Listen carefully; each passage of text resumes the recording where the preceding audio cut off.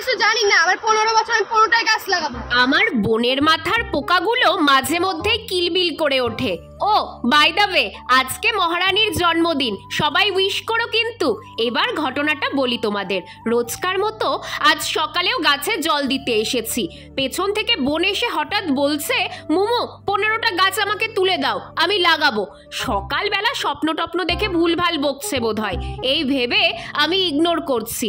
কিন্তু না, ও কিছুতেই পেছন ছাড়ছে না। আরে কি সমস্যা বলতো, কি করবি 15টা গাছ? জিজ্ঞেস করতেই বলছে, আজকে আমার 15 বছরের জন্মদিন, তাই আমি 15টা গাছ লাগাবো। এই শুনে আমি তো আকাশ থেকে পড়লাম। ভাবো তো, 15টা গাছ আমি কোথায় পাবো?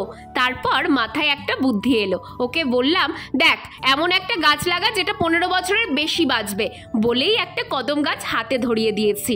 আর এটা যে কত কষ্ট করে লাগালাম সেটা তোমরা পরের পার্টে দেখবে।